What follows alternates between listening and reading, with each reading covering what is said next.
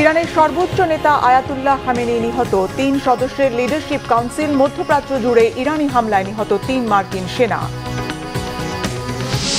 মধ্যপ্রাচ্যে বাংলাদেশিদের নিরাপত্তা নিশ্চিতের নির্দেশ প্রধানমন্ত্রীর। ভূমিকম্প পরবর্তী পরিস্থিতি মোকাবেলায় ঢাকায় ১ লাখ স্বেচ্ছাসেবক তৈরির নির্দেশনা। আবুধাবিতে ইরানি হামলায় ১ বাংলাদেশি সহ নিহত ৩ নাগরিকদের নিরাপত্তায় গালফ প্রতিনিধিদের সঙ্গে বৈঠক পররাষ্ট্র সচিবের। ফ্লাইট স্থগিতে বিপাকে বহু যাত্রী। দেশের শীর্ষ সন্ত্রাসী ও চাঁদাবাজদের দ্রুত আইনের আওতায় আনা হবে, অ্যাকশন শুরু শিগগিরই, জানিয়েছেন স্বরাষ্ট্রমন্ত্রী। লাশ গুমের উদ্দেশ্যে ওবায়দুল্লাহকে ৭ টুকরা করে ফেলা হয় রাজধানীর বিভিন্ন জায়গায়। জিজ্ঞাসাবাদে গ্রেফতার শাহীনের প্রাথমিক স্বীকারোক্তি। দেখছিলেন ক্রাউন সিমেন্ট সংবাদ শিরোনাম। এবার বিস্তারিত সংবাদ। যুক্তরাষ্ট্র ও ইসরায়েলের যৌথ হামলায় নিহত ইরানের সর্বোচ্চ ধর্মীয় নেতা আয়াতুল্লাহ আলী খামেনির জায়গায় দায়িত্ব পালন করবে ৩ সদস্যের অন্তর্বর্তীকালীন লিডারশিপ কাউন্সিল, যাতে নতুন করে অন্তর্ভুক্ত করা হয়েছে আলী রেজা আরাফিকে। আরও ২ সদস্য হলেন প্রেসিডেন্ট মাসুদ পেজেশকিয়ান ও সুপ্রিম কোর্টের প্রধান বিচারপতি মহসেনি ইজেই। ২-১ দিনের মধ্যেই নতুন সর্বোচ্চ নেতা নির্বাচন করা হবে। এর আগে রবিবার ভোরে খামেনির মেয়ে, জামাই, নাতি ও পুত্রবধূ সহ ৪০ নেতাকে হত্যা করে মার্কিন ও ইসরায়েলি বাহিনী। সাবেক প্রেসিডেন্ট মাহমুদ আহমেদিনেজাদকেও হত্যার খবর দিয়েছে কোনো কোনো সংবাদ মাধ্যম। রবিবারও ইরানের ২৪টি প্রদেশে হামলা অব্যাহত রেখেছে ২ মিত্র। ইসরায়েল ও মধ্যপ্রাচ্যে যুক্তরাষ্ট্রের ঘাঁটিগুলোতে পাল্টা হামলা বাড়িয়েছে ইরান। মধ্যপ্রাচ্য জুড়ে তাদের হামলায় ৩ মার্কিন সেনা নিহত হয়েছে। এছাড়া ইরানের ক্ষেপণাস্ত্র হামলায় ইসরায়েলের বেইত শেমেশ এলাকায় অন্তত ৮ জন নিহত হয়েছে। শহীদ আরাফাতের ডেস্ক রিপোর্ট। মার্কিন হামলায় ইরানের সর্বোচ্চ নেতা আয়াতুল্লাহ আলী খামেনিকে হত্যার পর অস্থায়ীভাবে তার দায়িত্ব নিয়েছেন লিডারশিপ কাউন্সিলের ৩ নেতা Ali Reza Arafi, president Masoud Pezeshkian ও সুপ্রিম কোর্টের প্রধান বিচারপতি মহসেনি ইজেই। রবিবার গার্ডিয়ান কাউন্সিলের নেতা আলী রেজা আরিফিকে আইনজ্ঞ পদে নির্বাচিত করে এই ঘোষণা দেয় ইরান।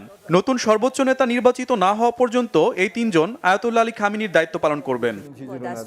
ইরান ও মুসলিম বিশ্বের জোরালো কণ্ঠস্বর আয়াতুল্লাহ আলী খামেনি নিহত হওয়ায় ইরান সহ মুসলিম বিশ্বজুড়ে চলছে শোক। কিন্তু প্রশ্ন উঠেছে, নিরাপদ আশ্রয়ে সরিয়ে নেওয়া খামেনিকে কিভাবে হত্যা করল যুক্তরাষ্ট্র ও ইসরায়েল? কোথায় ছিলেন খামেনি? তার নিরাপত্তা ব্যবস্থা কি ঢিলেঢালা ছিল?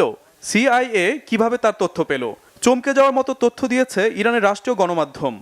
সরকারি সংবাদ সংস্থা ফার্সের তথ্য অনুযায়ী স্থানীয় সময় শনিবার সকালে নিজের অফিসেই ইসরায়েল ও যুক্তরাষ্ট্রের প্রথম দফার যৌথ হামলায় নিহত হন খামেনি। অর্থাৎ কোনো গোপন নিরাপদ আশ্রয় কেন্দ্রে ছিলেন না ইরানের সর্বোচ্চ নেতা। ওই হামলায় খামেনির মেয়ে, জামাই, নাতি ও পুত্রবধূও নিহত হয়েছেন। ইরানের আনুষ্ঠানিক ঘোষণার আগেই সামাজিক মাধ্যম ট্রুথ সোশ্যালের পোস্টে মার্কিন প্রেসিডেন্ট ডোনাল্ড ট্রাম্প দাবি করেন, ইতিহাসের নিকৃষ্ট ব্যক্তিদের মধ্যে অন্যতম খামেনিকে হত্যা করা হয়েছে। এদিকে সর্বোচ্চ নেতাকে হারিয়ে গভীর শোকে ডুবেছেন খামেনির সমর্থক ও রক্ষণশীল গোষ্ঠীগুলো। ঘোষণা করা হয়েছে ৭ দিনের সরকারি ছুটি ও ৪০ দিনের রাষ্ট্রীয় শোক। অন্যদিকে ইরানের ভেতরে ও বাইরে অনেকে মর্মান্তিক এই হত্যাকাণ্ডকে স্বৈরশাসনের অবসান হিসেবে দেখছেন। ইস্পাহান, কারাজ ও তেহরানের কিছু অংশে অনেককে গাড়ির হর্ন বাজিয়ে মিষ্টি বিতরণ করে আর আতশবাজি পুড়িয়ে উদযাপন করতে দেখা গেছে। খামেনি হত্যাকাণ্ডের পরও ইরানে বন্ধ হয়নি যুক্তরাষ্ট্র ইসরায়েলের আগ্রাসন, বরং দ্বিতীয় দিনে ইরানের ৩০টির বেশি লক্ষ্যবস্তুতে আঘাত এনেছে যুক্তরাষ্ট্র ও ইসরায়েল। মার্কিন প্রেসিডেন্ট ডোনাল্ড ট্রাম্প সাফ জানিয়ে দিয়েছেন, যৌথ হামলা চলবে, থেমে থাকেনি ইরানও। মধ্যপ্রাচ্যের মার্কিন ঘাঁটিগুলোতে জারি রেখেছে প্রতিশোধের হামলা। পাল্টা হামলা অব্যাহত রাখলেও যুক্তরাষ্ট্র ও ইসরায়েলের সামরিক অভিযান বন্ধ করতে জাতিসংঘ মহাসচিব আন্তোনিও গুতেরেসকে চিঠি পাঠিয়েছেন ইরানের পররাষ্ট্রমন্ত্রী আব্বাস আরাকচি।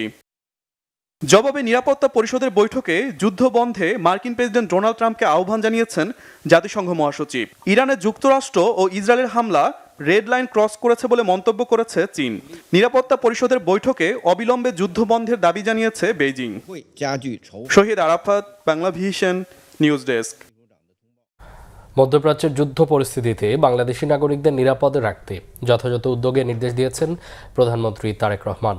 মধ্যপ্রাচ্য সংকটে তেলের বাজারের প্রভাব বাংলাদেশে পড়বে না বলে আশাবাদী পররাষ্ট্র বিষয়ক উপদেষ্টা। অন্যদিকে ভূমিকম্প পরবর্তী পরিস্থিতি মোকাবেলায় ঢাকায় ১ লাখ স্বেচ্ছাসেবক রাখার নির্দেশ দিয়েছেন প্রধানমন্ত্রী। রাজধানীর বিভিন্ন এলাকায় খেলার মাঠ ও স্কুলগুলোকে আশ্রয় কেন্দ্র বিবেচনায় প্রস্তুত রাখতেও বলেছেন। রিপোর্ট সৈয়দ আব্দুল মুহিতের।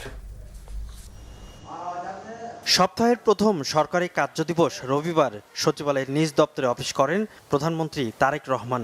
শুরুতেই বসেন দুর্যোগ ব্যবস্থাপনা নিয়ে সংশ্লিষ্ট মন্ত্রী, প্রতিমন্ত্রী ও সচিবের সাথে। পরে বৈঠকের বিস্তারিত জানান দুর্যোগ ব্যবস্থাপনা ও ত্রাণ মন্ত্রী আসাদুল হাবিব দুলু। 1 লক্ষ স্বেচ্ছাসেবক আমরা যেমন আমাদের কোস্টাল এরিয়ার মধ্যে আছে, একই আঙ্গিকে একই মডেলে তৈরি করার জন্য আমাদের একটা নির্দেশনা দিয়েছে। বিশেষ করে ওই সময় লোকজন ঢাকা শহরে বিভিন্ন খেলার মাঠ, স্কুলকে চিহ্নিত করতে বলা হয়েছে আমাদেরকে, এবং আরও কিছু নির্দেশনা দিয়েছে কিছু ইকুইপমেন্ট দ্রুত গতিতে যাতে আমরা প্রকিউরমেন্ট করতে পারি এবং অ্যাওয়ারনেস তৈরি করার জন্য অন্য অন্য মন্ত্রণালয়ের সঙ্গে আমাদের কাজ করার নির্দেশনা দিয়েছে। এগুলো নিয়ে আমরা কাজ করে আগামী 11 তারিখ আবার আমরা বসে এটার ফলো আপ দিব। পরে প্রধানমন্ত্রীর সাথে মধ্যপ্রাচ্যের যুদ্ধ পরিস্থিতিতে বাংলাদেশের ভূমিকা ও করণীয় নিয়ে আলোচনা হয় পররাষ্ট্রমন্ত্রী ও পররাষ্ট্র উপদেষ্টার।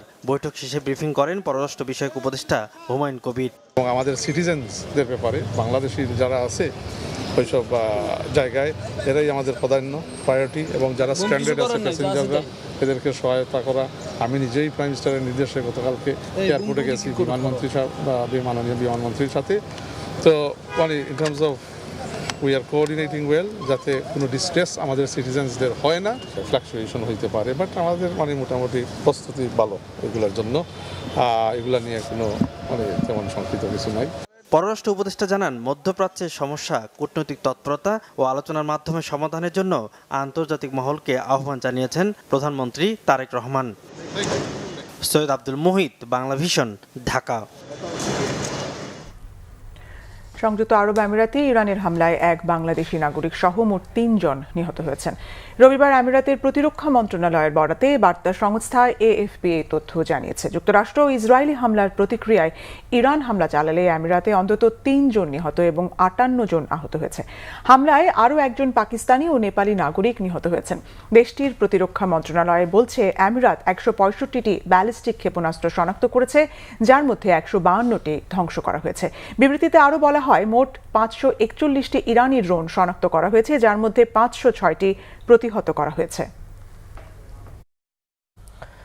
ইরানের উপর হামলার প্রেক্ষাপটে সেখানে বসবাসরত বাংলাদেশি নাগরিকদের নিরাপত্তা ও সুরক্ষা নিয়ে গভীর উদ্বেগ প্রকাশ করেছে বাংলাদেশ। পররাষ্ট্র মন্ত্রণালয়ের এক বিবৃতিতে বলা হয়েছে, এই দ্বন্দ্ব অব্যাহত থাকলে তা কেবল আঞ্চলিক শান্তি, স্থিতিশীলতা এবং বেসামরিক জনগণের নিরাপত্তাকেই বিপন্ন করবে বলে সতর্ক করছে বাংলাদেশ। সংশ্লিষ্ট সকল পক্ষকে সর্বোচ্চ সংযম প্রদর্শন এবং মতপার্থক্য নিরসনে কূটনৈতিক আলোচনায় ফিরে আসার আহ্বান জানানো হয়েছে ঢাকার পক্ষ থেকে। বাংলাদেশ এই অঞ্চলের বেশ কিছু দেশের সার্বভৌমত্ব লঙ্ঘনেরও নিন্দা জানিয়েছে, যার মধ্যে রয়েছে বাহরাইন, ইরাক, জর্ডান, কুয়েত, কাতার, সৌদি আরব এবং সংযুক্ত আরব আমিরাত। বাংলাদেশ আশা করে যে দ্রুততম সময়ের মধ্যে পরিস্থিতি শান্ত হবে এবং পুরো অঞ্চল জুড়ে শান্তি, নিরাপত্তা ও স্থিতিশীলতা ফিরে আসবে। এদিকে ইরান ইসরায়েল ইস্যুতে মধ্যপ্রাচ্যে বাংলাদেশি নাগরিকদের নিরাপত্তা নিয়ে গালফভুক্ত দেশগুলোর প্রতিনিধি দলের সঙ্গে বৈঠক করেছেন পররাষ্ট্র সচিব আসাদ আলম সিয়াম। সকালে 20 মিনিটের কিছু বেশি সময়ের বৈঠকে বাংলাদেশি যারা মধ্যপ্রাচ্যের দেশগুলোতে যেতে পারেননি কিন্তু যাবার কথা ছিল, তারা যেন ভিসা নিয়ে সংকটে না পড়ে সেজন্য দেশগুলোর সহযোগিতা চাওয়া হয়। একই সঙ্গে দ্রুত যাবার ব্যবস্থা করতেও বাংলাদেশের পক্ষ থেকে বলা হয়েছে।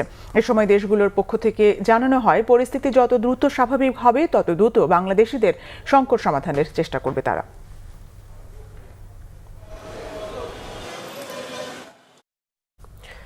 ইরান ইসরায়েল যুদ্ধ দীর্ঘস্থায়ী হলে বাংলাদেশের অর্থনীতিতে নেতিবাচক প্রভাব পড়ার শঙ্কা করছেন অর্থনীতি বিশ্লেষক ডক্টর খন্দকার গোলাম মজেম। যুদ্ধের প্রভাবে মূল্যস্ফীতি উস্কে যাওয়ার পাশাপাশি তেল, গ্যাসের মতো জ্বালানির দাম বাড়তে পারে বলে মনে করছেন তিনি। একটা সাময়িক প্রতিক্রিয়া বিশ্বব্যাপী হচ্ছে। সাপ্লাই চেইনগুলো, মূলত জ্বালানির সাপ্লাই চেইনগুলোতে একটা বড় রকমের ইন্টারাকশন হবে সাময়িকভাবে। যদি হরমুজ প্রণালী কার্যরত না থাকে, তাহলে ওমান, কুয়েত, ইরাক এবং ইরান থেকে যে তেলগুলো আসে বিভিন্ন দেশে যায়, প্রায় 20% তেল এই চ্যানেল দিয়ে যায়, সেটিতে একটা সাময়িক প্রতিক্রিয়া পড়তে পারবে। ইতিমধ্যে আমরা বৈশ্বিক বাজারে দেখতে পাচ্ছি যে ক্রুড জ্বালানির মূল্য $1 থেকে $2 বেড়েছে।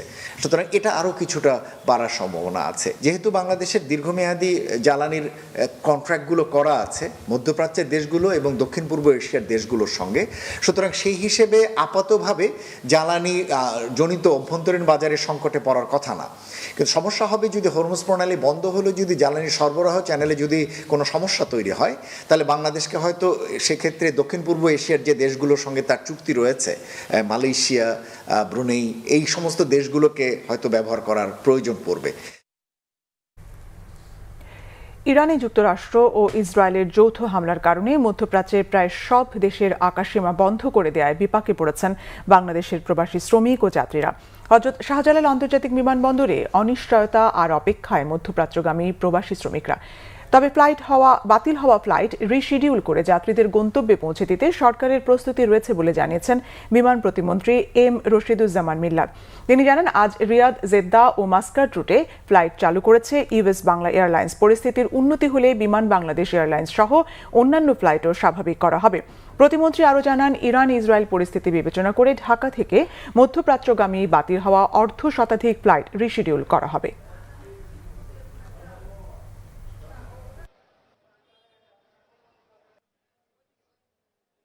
বিমান যে ফ্লাইটগুলি মধ্যপ্রাচ্যে যাচ্ছে, সেই মধ্যপ্রাচ্যের ফ্লাইটগুলি আপাতত স্থগিত করে আমরা রিরুট করে রিশিডিউল করে আমরা লোকজনগুলি পাঠানোর ব্যবস্থা করছি। সমাজ কল্যাণমন্ত্রী ডাক্তার জাহিদ হোসেন বলেছেন, ফ্যামিলি কার্ডের জন্য তালিকাভুক্তিতে সরকারি কর্মকর্তারা তদারকি করছেন। এতে ইচ্ছা করে কাউকে বাদ দেয়া বা যুক্ত করার কোনো সুযোগ নেই। সকালে রাজধানীর করাইল বস্তিতে ফ্যামিলি কার্ডের মাঠ পর্যায়ের কার্যক্রম দেখতে গিয়ে তিনি এসব কথা বলেন। মন্ত্রী বলেন, 5ই মার্চের মধ্যে তথ্য সংগ্রহের কাজ শেষ হবে। 8 তারিখের মধ্যেই প্রথম পর্যায়ের কার্ড বিতরণের জন্য সব কার্যক্রম সম্পন্ন হবে। 10 মার্চ প্রধানমন্ত্রী তারেক রহমান এই কার্ড বিতরণ করবেন। ডাক্তার জাহিদ বলেন, প্রথম পর্যায়ের কাজ শেষ হলে দ্বিতীয় পর্যায়ের কাজে হাত দেওয়া হবে। হতদরিদ্র, দরিদ্র এবং নিম্নবিত্ত পরিবারের নারীরা আগে এই কার্ড পাবেন। ফ্যামিলি কার্ড বিতরণে দলীয় বিবেচনা করা হবে না বলে আবারও জানান সমাজ কল্যাণমন্ত্রী।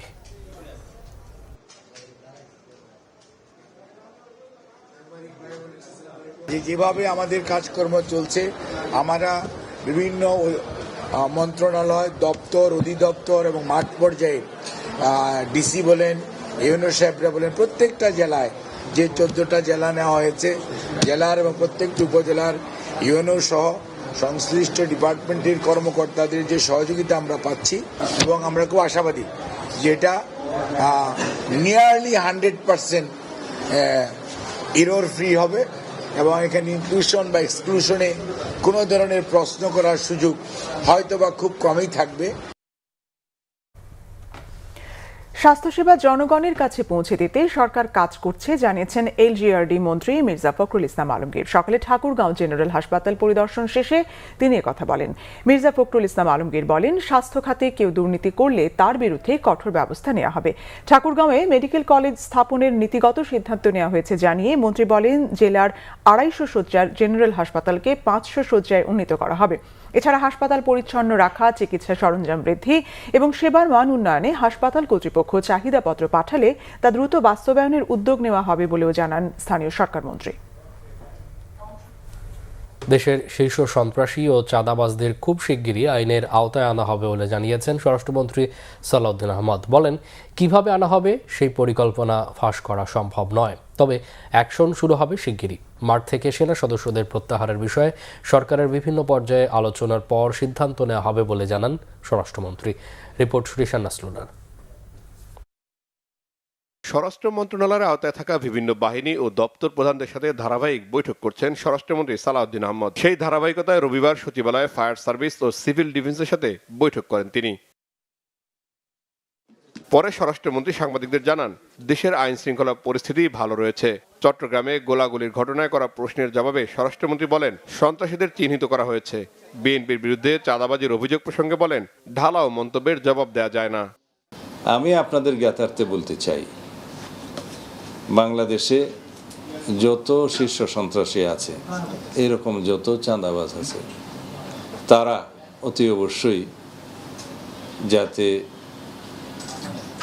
আইনের আওতায় আসে, ধৃত হয়, সেই ব্যবস্থা আমরা খুব দ্রুত নেব। আমি আমাদের পরিকল্পনাটা এখানে এখনই ফাঁস করতে চাই না। এই বিষয়ে আমরা অত্যন্ত কঠোর। তাদেরকে চিহ্নিত করে আইনের আওতায় নিয়ে আসেন, আইন শৃঙ্খলা বাহিনীর হাতে তাদেরকে সুপর্দ করেন। কিন্তু কোনো অভিযোগ ঢালাওভাবে করলে তো তার জবাব দেওয়া যায় না। রাজনৈতিক সরকার ক্ষমতায় বসার পরেও মাঠ পর্যায়ে সশস্ত্র বাহিনী থাকার বিষয়ে মন্ত্রী বলেন, এই বিষয়ে আলোচনা করবে সরকার। ভারতীয় হাইকমিশনের সঙ্গে বৈঠকে রাষ্ট্রীয় স্বার্থকে অগ্রাধিকার দেওয়া ও সীমান্ত হত্যা বন্ধে পদক্ষেপ নেওয়ার বিষয়টি বলা হয়েছে বলে জানান সালাউদ্দিন আহমেদ। সরকারের যে আগের নির্দেশনা অনুসারে পরবর্তী নির্দেশ না দেওয়া পর্যন্ত সশস্ত্র বাহিনী যেভাবে মাঠে ছিল উইথ ম্যাজিস্ট্রিয়াল পাওয়ার সেভাবেই আছে। এই মেয়াদটা কবে শেষ হবে আমার এখন জানা নাই, আমি দেখতে হবে। তা আমরা এটা সরকারের উচ্চ পর্যায়ে আলোচনা করে আমাদেরকে নির্ধারণ করতে হবে যে সশস্ত্র বাহিনী আর কতদিন মাঠে থাকবে।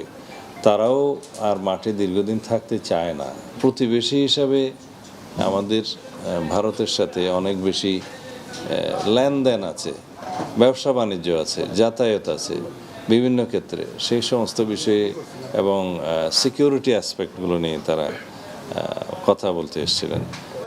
অন্তর্বর্তী সরকারের জারি করা অধ্যাদেশগুলো গ্রহণ বা বর্জনের ব্যাপারে সাংবাদিকদের এক প্রশ্নের জবাবে স্বরাষ্ট্রমন্ত্রী বলেন, এ বিষয়ে সংসদ সিদ্ধান্ত নেবে। 15 দিন পর পর্যন্ত। রিশান নাসরুল্লাহ, বাংলা ভিশন, ঢাকা। পৈতৃক বাড়ি মুন্সিগঞ্জের সিরাজদি খানের সৈয়দপুরে জামিয়া ইসলামিয়া হালিমা মধুপুর মাদ্রাসায় ইফতার মাহফিলে আজ অংশ নেন মুক্তিযুদ্ধ বিষয়ক মন্ত্রণালয়ের প্রতিমন্ত্রী ইশফাক হোসেন। আসরের নামাজের পর তিনি মাদ্রাসায় উপস্থিত হয়ে আল্লামা আব্দুল হামিদ পীর সাহেব মধুপুরের কাছ থেকে দোয়া নেন। এ সময় মুন্সিগঞ্জ জেলা প্রশাসক সৈয়দা নূরমহল আশরাফি ও পুলিশ সুপার মোহাম্মদ মিনহাজুল আলম প্রতিমন্ত্রীকে ফুলেল শুভেচ্ছা জানান। অনুষ্ঠানে আরও উপস্থিত ছিলেন সিরাজদি খান উপজেলা নির্বাহী কর্মকর্তারা উম্পা ঘোষ, উপজেলা সহকারী কমিশনার তৌহিদুল ইসলাম বাড়ি, সিরাজদি খান সার্কেলের সহকারী পুলিশ সুপার আনোয়ার পারভেজ, সিরাজদি খান থানার ভারপ্রাপ্ত কর্মকর্তা MA হান্নান এবং খতমে নবুয়ত সংরক্ষণ কমিটির ভাইস চেয়ারম্যান আবু আম্মার আবদুল্লাহ সহ স্থানীয় গণ্যমান্য ব্যক্তিবর্গ। ইফতার ও দোয়া মাহফিলের আগে পীর সাহেব মধুপুর মুক্তিযুদ্ধ মন্ত্রণালয়ের প্রতিমন্ত্রী ইশফাক হোসেনের হাতে ধর্মীয় বইসহ বিভিন্ন উপহার সামগ্রী তুলে দেন।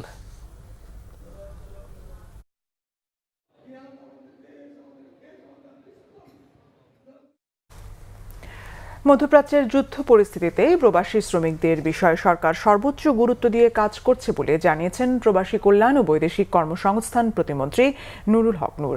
সকালে পটুয়াখালী জেলা প্রশাসকের কার্যালয়ে এই জেলার বিভিন্ন সরকারি দপ্তরের কর্মকর্তাদের সঙ্গে মতবিনিময় শেষে সাংবাদিকদের প্রশ্নের জবাবে তিনি কথা বলেন। প্রধানমন্ত্রীর পরামর্শে আজকে একটা জয়েন্ট কমিটি করে দেওয়া হয়েছে যেন সমন্বয় করে কাজ করতে পারে। যেমন এখানে বিমান ধরেন এই ফ্লাইটের ক্ষেত্রে বিমান মন্ত্রণালয় ইনভলভ আছে, তো প্রধানমন্ত্রী কনসার্ন সকল অথরিটিকেই কানেক্ট করি কমিটি দিয়েছেন, কাজ করেছেন। এমনকি আমরা সোশ্যাল মিডিয়াতেও আপনার গ্রুপ খুলেছি যে বিভিন্ন দেশের অ্যাম্বাসেডর কিংবা লেবার উইংয়ের অফিসার, বাংলাদেশের যারা মিনিস্ট্রি এবং আমাদের মন্ত্রণালয় সবাই যেন আমরা মুহূর্তের মধ্যে মেসেজ পেয়ে যাচ্ছি। ইরান ক্রাইসিস নামে আমরা একটা হোয়াটসঅ্যাপ গ্রুপ খুলেছি, এরকম বিভিন্ন গ্রুপ আছে। ওই গ্রুপগুলোতে তাৎক্ষণিক কিন্তু সমস্ত ঘটনার আপডেট আমরা পাচ্ছি। সেই অনুযায়ী আমরা কনসার্ন যারা অফিসার তাদেরকে আমরা ইনস্ট্রাকশন দিচ্ছি, আমরা কথা বলছি। অনৈতিক প্রস্তাব আর কথা কাটাকাটির জেরেই চাপাতি দিয়ে কুপিয়ে হত্যা করা হয় নরসিংদী শিবপুরের ওবায়দুল্লাহকে। লাশ গুম করতে তার দেহ 7 টুকরো করে রাজধানীর বিভিন্ন জায়গায় ফেলা হয়। তথ্য প্রযুক্তির সহায়তায় ওবায়দুল্লাহর রুমমেট শাহিনকে গ্রেফতারের পর এমন তথ্য জানায় পুলিশ। বিস্তারিত জানাচ্ছেন জিয়া খান। শনিবার সকালে রাজধানীর পল্টন, কমলাপুর সহ কয়েকটি জায়গা থেকে মানবদেহের বিচ্ছিন্ন হাত পা উদ্ধার করে পুলিশ। এমন ঘটনায় আতঙ্ক ছড়িয়ে পড়ে শহরে। নজরদারিতে নামে পুলিশ। খণ্ডিত অংশের ডিএনএ টেস্টের মাধ্যমে পরিচয় শনাক্ত করে পুলিশ। জানা যায় ব্যক্তিটির নাম ওবায়দুল্লাহ, নরসিংদী শিবপুরের বাসিন্দা সে। এই সূত্র ধরেই তদন্ত নামে আইনশৃঙ্খলা বাহিনী। জিজ্ঞাসাবাদের জন্য আটক করা হয় ওবায়দুল্লাহর রুমমেট শাহিনকে। তার দেয়া তথ্য ও সিসিটিভি ফুটেজ বিশ্লেষণ করে পুলিশ জানতে পারে শাহিনই খুন করে ওবায়দুল্লাহকে। পরে লাশের খণ্ডিত অংশ কখনো সাইকেলে বা সিএনজিতে করে রাজধানীর বিভিন্ন জায়গায় ফেলে দেয় শাহিন। পুলিশ জানায় ওবায়দুল্লাহ এবং শাহিন দুজনেই কমলাপুরের জসিমউদ্দিন রোডের একটি মেসে ভাড়া থাকতেন। শুক্রবার রাতে তাদের মধ্যে কথা কাটাকাটির জেরেই ওবায়দুল্লাহকে ঠান্ডা মাথায় খুন করে শাহিন। বিভিন্ন সময়ে যে হত্যা করেছেন যে শাহিন, তাকে সে কিছু অনৈতিক প্রস্তাব দিতেন। তো এই অনৈতিক প্রস্তাবটা যেহেতু তার বাড়ি হবিগঞ্জে, ধর্মীয় দৃষ্টিকোণ থেকেও ওই অঞ্চলের লোকগুলা দেখবেন কিছুটা ধর্মবিরোধী থাকে, এবং এক পর্যায়ে এই নিয়ে তাদের মধ্যে একটু বিতণ্ডাও ছিল, কিছু ক্রোধও তার মধ্যে ছিল। এবং যখনই রাতের বেলা ঘুমাইলে মাঝে মাঝে তার রুমে গেলে সে তাকে রুম থেকে বের করে দিত, তখন সে দরজা আটকে মাঝে মাঝে ঘুমাইত। ফেলানো শুরু করেছে 9টার পর থেকে। প্রথম সে মাথাটা ফেলেছে 9:30 দিকে, আপনার যে কমলাপুরে যে আপনার উটের ঘর যেটা আছে ওই সংলগ্ন যে আপনার আবর্জনার রাখার যে বড় কন্টেনার সেখানে ফেলেছে।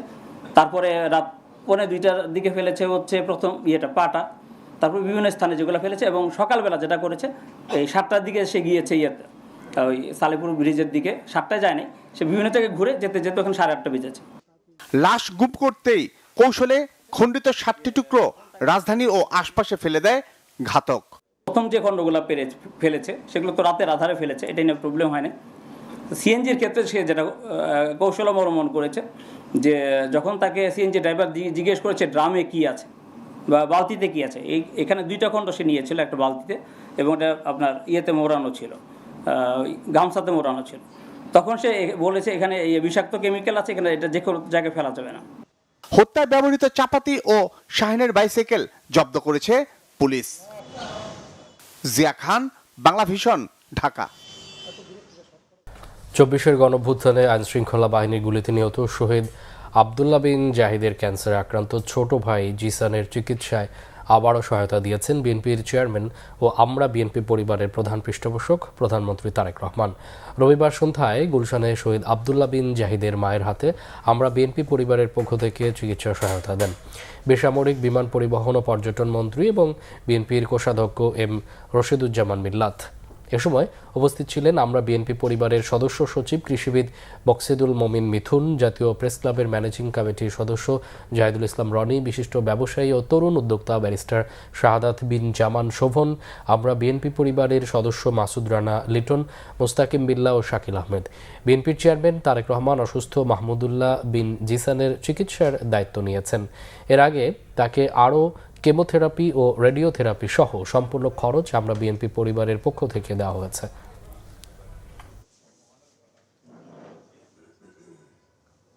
আজকে যে আমার পাশে যে শিশুটি বসে আছে তিনি সে ক্যান্সার আক্রান্ত, তার মা এখানে উপস্থিত।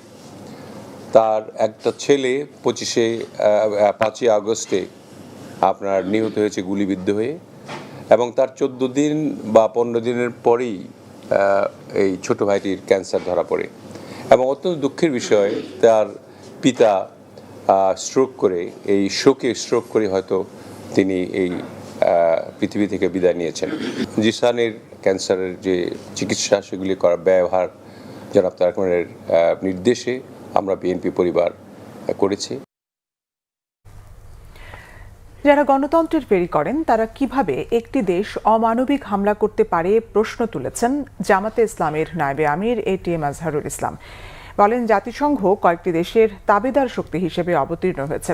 ইরানের সর্বোচ্চ ধর্মীয় নেতা আয়াতুল্লাহ আলী খামেনি ও ঊর্ধ্বতন সামরিক কর্মকর্তাদের হত্যা এবং চুয়াডাঙ্গায় জামাত নেতাকে হত্যার প্রতিবাদে রবিবার রাজধানীর জাতীয় মসজিদ বাইতুল মোকাররমের উত্তর গেটে বিক্ষোভ পূর্ব সমাবেশে তিনি একথা বলেন। এ সময় এটিএম আজহার হামলা বন্ধ না করলে বাংলাদেশে ইসরায়েলি পণ্য বয়কটের হুঁশিয়ারি দেন। ইরানের ওপর ইসরায়েল ও যুক্তরাষ্ট্রের হামলাকে তিনি গণতন্ত্র ও মানবতার উপর হামলা বলেও উল্লেখ করেন। চুয়াডাঙ্গার জীবননগরে জামাতের নেতা হাফিজুরের হত্যার প্রতিবাদ জানিয়ে দলটির নেতারা বলেন, হত্যার রাজনীতি করে টিকে থাকা যায় না। অবিলম্বে হত্যাকারীদের গ্রেফতারের দাবি জানান তারা।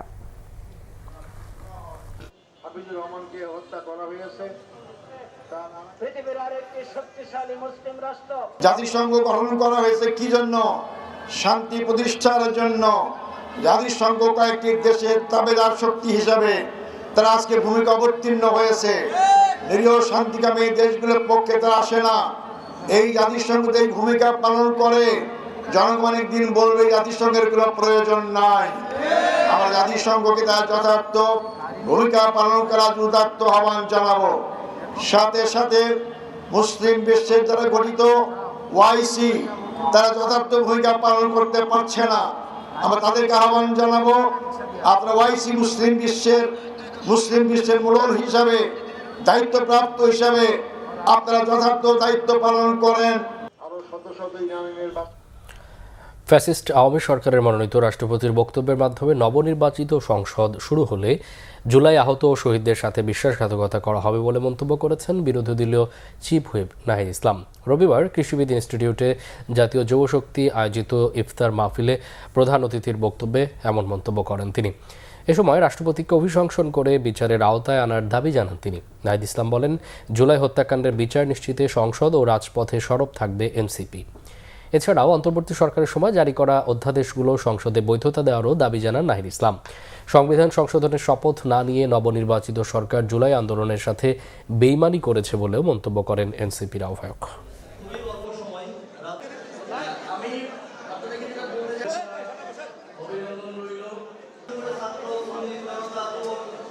এবং সংসদকে অবিলম্বে সংস্কার পরিষদ হিসেবে ঘোষণা করতে হবে, শপথ দিতে হবে এবং যেই ফ্যাসিস্ট যেই রাষ্ট্রপতি সেই রাষ্ট্রপতির অভিশংসন করে তাকে গ্রেফতারের আওতায় আনতে হবে। আমরা কোনো ফ্যাসিস্টদের চিহ্ন এই বাংলাদেশে রাখবো না। 1400 মানুষকে হত্যা করা হয়েছে, 30,000-এর উপরে আমাদের ভাই বোনেরা আহত আছে। সেই আহত ভাই বোন এবং শহীদদের সেই হত্যার বিচার আমরা আদায় করে ছাড়বো ইনশাআল্লাহ। নরসিংদীতে কিশোরীকে সংঘবদ্ধ ধর্ষণ ও হত্যা মামলার প্রধান আসামি নূর মোহাম্মদ নুরা সহ 7 জনকে 8 দিনের রিমান্ডে নিয়েছে পুলিশ। জেলা জুডিশিয়াল ম্যাজিস্ট্রেট মোহাম্মদ মেহেদি হাসানের আদালত তার রিমান্ড মঞ্জুর করে। সকালে নরসিংদী জজ কোর্টের দ্বিতীয় জুডিশিয়াল আদালতে তোলা হয় গ্রেফতার 7 আসামিকে, তবে তাদের পক্ষে কোনো আইনজীবী ছিল না। আদালতে প্রত্যেকের জন্য 10 দিন করে রিমান্ডের আবেদন করেন মামলার তদন্তকারী কর্মকর্তা ওমর কাইয়ুম। শুনানি শেষে 8 দিনের রিমান্ড মঞ্জুর করেন বিচারক। এর আগে শুক্রবার ভারতে পালিয়ে যাওয়ার সময় গাজীপুরের মাওনা চৌরাস্তা থেকে নুরা এবং ময়মনসিংহের গৌরীপুর থেকে হযরত আলীকে গ্রেফতার করে পুলিশ। এ নিয়ে মামলার 9 আসামির মধ্যে 7 জন গ্রেফতার হয়েছে, বাকি 2 আসামি পলাতক।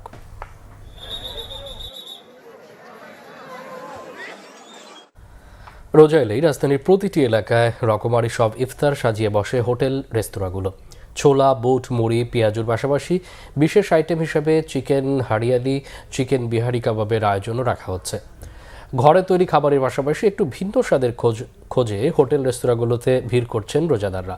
মবাশির আহমেদের রিপোর্ট। ঢাকার প্রায় প্রতিটি এলাকাতেই রমজান মাসে বসে বাহারি সব ইফতার আয়োজন। দুপুরের পর থেকে হোটেল রেস্তোরাঁগুলো তাদের নানা রকম মুখরোচক সব ইফতারের আইটেম সাজিয়ে বসে। ঢাকার হাতিরপুল বাংলা মোটর এলাকায় আমজাদ, আলম ও সুপার কাবাব অ্যান্ড কফি রেস্তোরাঁর মতো বেশ কিছু জনপ্রিয় রেস্তোরাঁ রয়েছে, যারা রমজান মাসে প্রতিদিনই রোজাদারদের জন্য ইফতারের প্রচলিত আইটেমগুলোর পাশাপাশি haleem, shashlik, chicken hariyali, chicken Bihari কাবাবের মতো রকমারি সব আইটেম সাজিয়ে বসে। আমাদের ক্রিম চপ আছে, তারপর আমাদের স্প্রিং রোল আছে, আরও ফিশ ফিঙ্গার আছে, অন্থন আছে। স্পেশাল বলতে তো ওই যে সাসলিকগুলো খুবই স্পেশাল হয়, চিকেন সাসলিক, বিফ সাসলিক, তাছাড়া চিকেন ফ্রাই, এগুলো অনেক সুস্বাদু। খাসির হালিম আছে 15 টাকা আর গরুটা 12 টাকা। ইফতারে একটু ভিন্ন স্বাদের খোঁজে রেস্তোরাঁগুলোতে আসেন রোজাদাররা। কেউ অফিস শেষে, কেউ আবার পরিবারের ইফতার আয়োজনের জন্য হোটেল রেস্তোরাঁগুলোতে যান। খালামুনির বাসায় আসছে মেইনলি, তো ওইখানে আরও আমার কাজিন আসছে, আরও অনেক গেস্ট আসছে, তো সবার জন্য রেশমি জিলাপিটা নেওয়া, যেটা খেতে খুবই পছন্দ করে বাসার সবাই, দ্যাটস ওয়াই। এখানে সুপার কাবাবের মধ্যে ভালো মানসম্মত পাওয়া যায়, এখান থেকে এর জন্য ক্রয় করলাম। ডিম চপ নিলাম আর ওই যে বেগুনি। অফিসে ইফতারি করার জন্য ইফতারি নেওয়া। পুরো রমজান মাস জুড়েই রকমারি সব ইফতারের আয়োজন করে এই এলাকার রেস্তোরাঁগুলো। মুবাশির আহমেদ, বাংলা ভিশন, ঢাকা। আরো কিছু খবর নিয়ে এবার দেখুন একটি ডেস্ক রিপোর্ট। ভিন্ন মতের বৈচিত্র্যের মাঝে ঐক্যবদ্ধভাবে বাংলাদেশ গড়ার আশাবাদ সংস্কৃতি মন্ত্রী নিতাই রায়চৌধুরীর। মাগুরা প্রেস ক্লাব আয়োজিত এক সংবর্ধনা অনুষ্ঠানে যোগ দিয়ে এসব কথা বলেন মন্ত্রী। মাগুরা 1 আসনের নবনির্বাচিত সংসদ সদস্য মনোয়ার হোসেন খানও উপস্থিত ছিলেন। এতে সভাপতিত্ব করেন স্থানীয় প্রেস ক্লাবের সভাপতি সাইদুর রহমান।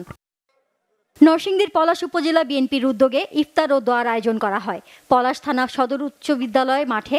এতে উপস্থিত ছিলেন বিএনপির স্থায়ী কমিটির সদস্য ডক্টর আব্দুল মঈন খান, স্বাস্থ্যমন্ত্রী সরদার সাখাওয়াত হোসেন বকুল, সংসদ সদস্য খায়রুল কবির খোকন, মঞ্জুর এলাহি, আশরাফুদ্দিন বকুল সহ দলের নেতাকর্মীরা। রমজানের শুরুতে কিছু পণ্যের দাম বাড়লেও বর্তমানে বাজার পরিস্থিতি সহনীয় রয়েছে জানিয়েছেন শিল্প বাণিজ্য পাট ও বস্ত্র মন্ত্রণালয়ের প্রতিমন্ত্রী মোহাম্মদ শরীফুল আলম। কিশোরগঞ্জ শহরের বড় বাজার পরিদর্শন শেষে সাংবাদিকদের সঙ্গে আলাপকালে তিনি কথা বলেন। রমজানের দ্রব্যমূল্য নিয়ে জনমনে স্বস্তি নিশ্চিতে সারা দেশে বাজার মনিটরিং জোরদার করা হয়েছে বলেও জানান তিনি। এর আগে তিনি জেলা প্রশাসকের কার্যালয়ে বিভিন্ন দপ্তরের কর্মকর্তা ও স্থানীয় গণ্যমান্য ব্যক্তিদের সঙ্গে মতবিনিময় সভায় অংশ নেন। পরে জেলা শহরের জেলা সরণি মোড়ে টিসিবির ভ্রাম্যমাণ ট্রাক সেল কার্যক্রম পরিদর্শন ও কিশোরগঞ্জ প্রেস ক্লাবের নেতাদের সাথে সৌজন্য সাক্ষাৎ করেন প্রতিমন্ত্রী। রাজধানীর রামপুরার উলন এলাকায় নির্মাণাধীন ভবনের সেপটিক ট্যাঙ্কে উদ্ধার হওয়া এক কন্যা শিশুর পরিবারের প্রতি সমবেদনা জানিয়েছেন বিএনপির ক্ষুদ্র ঋণ বিষয়ক সম্পাদক ডক্টর এম এ কাইয়ুম। ন্যায় বিচার নিশ্চিতের পাশাপাশি পরিবারের পাশে থাকার আশ্বাস দেন তিনি। গত 24 ফেব্রুয়ারি রাতে শিশু তাহিদি তাসনিমকে নির্মমভাবে হত্যা করা হয়। ঢাকা কাস্টমস এজেন্টদের বার্ষিক সাধারণ সভা ও ইফতার মাহফিল হয়েছে। রাজধানীর সেনা মালঞ্চে আয়োজিত অনুষ্ঠানে সভাপতিত্ব করেন সংগঠনের সভাপতি মোহাম্মদ মিজানুর রহমান। বক্তব্য রাখেন সাধারণ সম্পাদক ফারুক আলম সহ সংগঠনের শীর্ষ নেতারা। ইফতারের আগে দেশের শান্তি ও সমৃদ্ধি কামনায় দোয়া করা হয়। রমজান উপলক্ষে সাশ্রয়ী মূল্যে নিত্যপণ্য বিক্রি শুরু করেছে দেশের স্বনামধন্য শিল্প প্রতিষ্ঠান দেশবন্ধু গ্রুপ। রাজধানীর কারওয়ান বাজারে এই কার্যক্রম উদ্বোধন করেন জাতীয় ভোক্তা অধিকার সংরক্ষণ অধিদপ্তরের মহাপরিচালক ফারুক আহমেদ। আরও ছিলেন জাতীয় ভোক্তা অধিকার সংরক্ষণ অধিদপ্তরের পরিচালক সেবাস্টিন রেমা, দেশবন্ধু গ্রুপের অতিরিক্ত ব্যবস্থাপনা পরিচালক অবসরপ্রাপ্ত ব্রিগেডিয়ার জেনারেল জাকির হোসেন, গ্রুপের উপদেষ্টা কাজী হাসান আহমেদ। রমজান মাস জুড়ে এই কার্যক্রম চলবে। পবিত্র রমজান মাসে নিত্য প্রয়োজনীয় পণ্যের বাজার স্থিতিশীল রাখতে শরীয়তপুরে যৌথ অভিযান চালিয়েছে ভোক্তা অধিকার সংরক্ষণ অধিদপ্তর, নিরাপদ খাদ্য কর্তৃপক্ষ ও মাদারীপুর র্যাব-৮। নড়িয়া উপজেলার ঘড়িসার বাজার এলাকায় এই অভিযানে 4টি প্রতিষ্ঠানকে মোট 27,000 টাকা জরিমানা করা হয়। Bangla vision news desk. শেষ করব সংবাদ। যাওয়ার আগে ক্রাউন সিমেন্ট শিরোনামগুলো আরেকবার জানিয়ে দিচ্ছি। ইরানের সর্বোচ্চ নেতা আয়াতুল্লাহ খামেনি নিহত, 3 সদস্যের লিডারশিপ কাউন্সিল।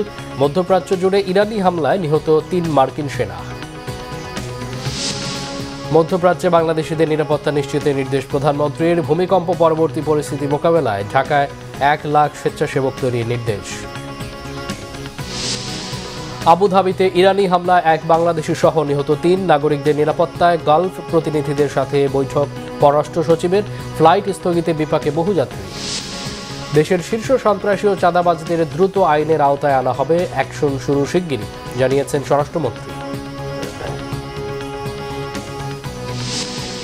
লাশ গুমের উদ্দেশ্যেই ওবায়দুল্লাহকে 7 টুকরা করে ফেলা হয় রাজধানীর বিভিন্ন জায়গায়। জিজ্ঞাসাবাদে গ্রেফতার শাহিনের প্রাথমিক স্বীকারোক্তি। এই ছিল এখনকার মতো। পরে সংবাদ রাত 1টায় দেখার আমন্ত্রণ রইল। সংবাদ ও সংবাদ সংশ্লিষ্ট অনুষ্ঠান দেখতে ভিজিট করুন www.bbnews24.com ও facebook.com/banglavishannews এবং সাবস্ক্রাইব করুন youtube.com/banglavishannews। এতক্ষণ সঙ্গে থাকায় ধন্যবাদ। শুভরাত্রি।